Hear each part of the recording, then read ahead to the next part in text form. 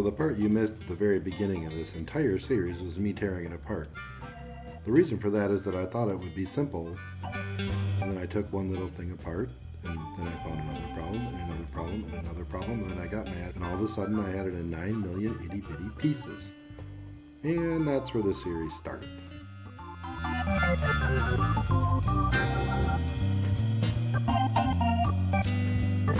Whenever I do a reassembly like this, I always figure why do it wrong when you can do it right the first time. So I'm cleaning and meticulously reassembling this so that I'll never ever have to take it apart and fix it again. Even if that means Windexing the dust off.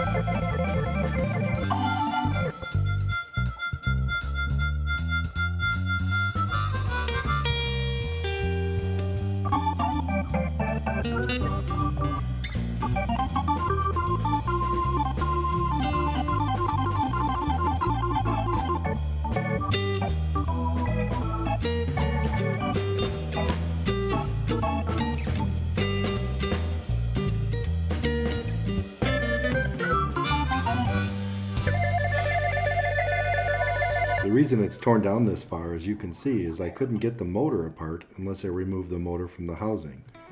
But I couldn't get the motor out until I took the fan blades out. Well, I couldn't get the fan blades out until I took the cover off, and on we go, and that's why the entire thing had to be torn apart.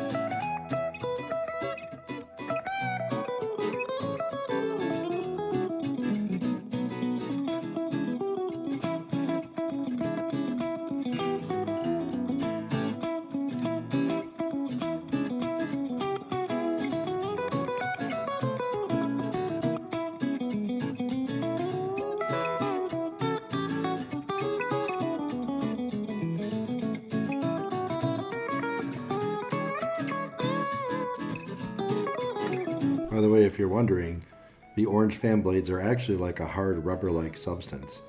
A lot of the blades were kind of jagged and feathery at the tips, the top part you're seeing.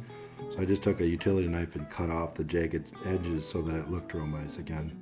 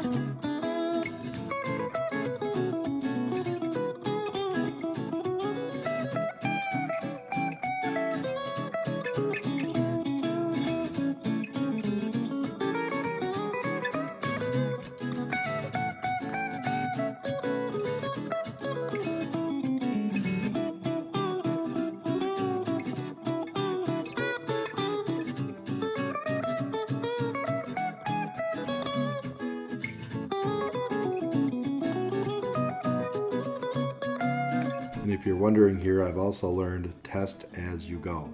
Don't put the whole thing together and pray it'll work. That's why I spend so much time piddling around with the motor and the switch and here, and just check as you go along so that you don't put it all back together and realize you messed up on step one.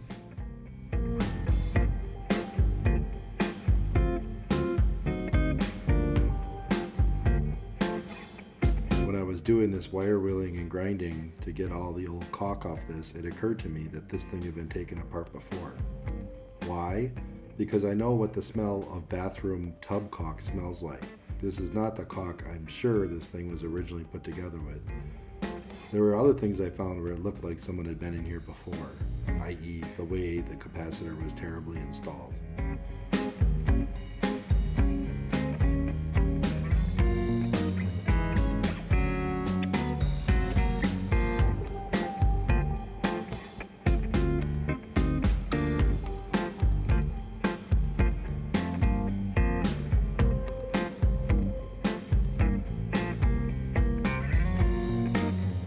I'm using my favorite type of material. It's called free. This was a leftover tube of silicone caulk I had from some outdoor projects a couple years ago. The caulk had actually dried about an inch into the tube, so I just used like a 1/4-inch drill bit and drilled all the way through the hardened stuff to get the good stuff on the inside. It doesn't have to be that great, I just need a seal to make the vacuum work better. That's why the tip is so short, and I have a piece of electrical tape wrapped around it to help the caulk sort of look like a bead. Whatever, it's good enough, right?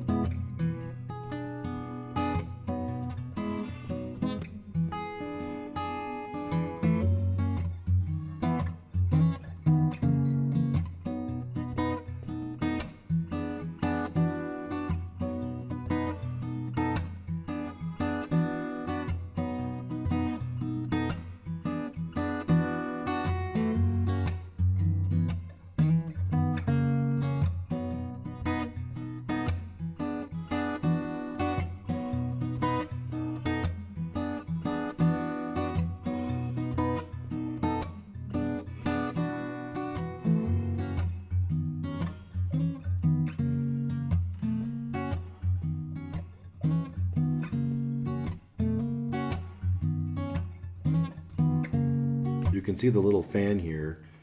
The way it works is it draws air up through the standoff tube collar thing, whatever it's called, and blows it over the cast fins on the motor to help keep it cool. It's not a ton of airflow, but it's just enough so that the fan stays nice and cool.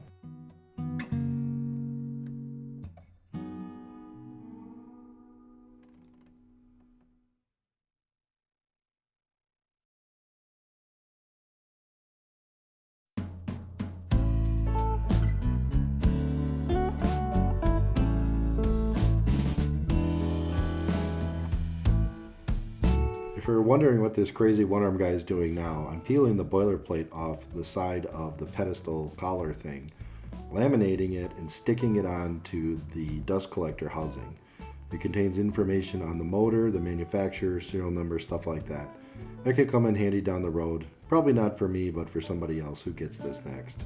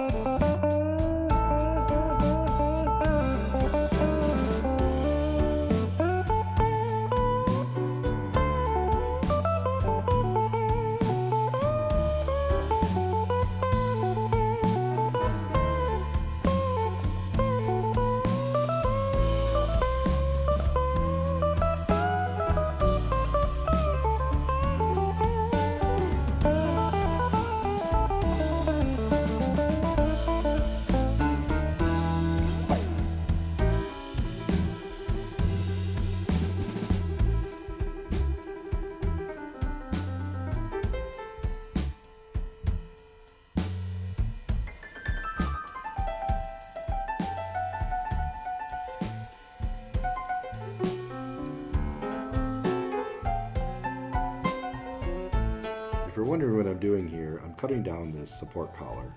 The reason is the longer it is, the big of a lever the motor has to vibrate and make the wall quote-unquote hum.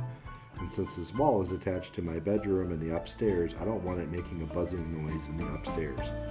You'll see later I put rubber isolator feet on the bottom of this where it bolts to the ankle bracket I welded up in one of the previous episodes. So I'm just cutting it down to a practical length.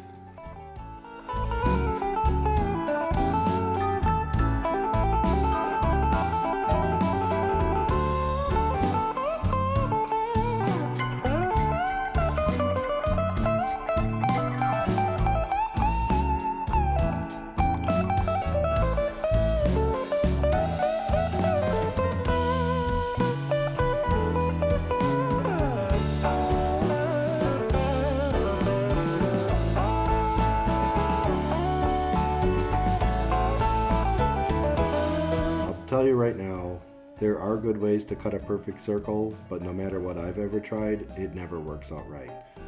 So I got this circle cut perfect within about 3/16 of an inch, and then I just ground it by eye until it looked pretty much straight.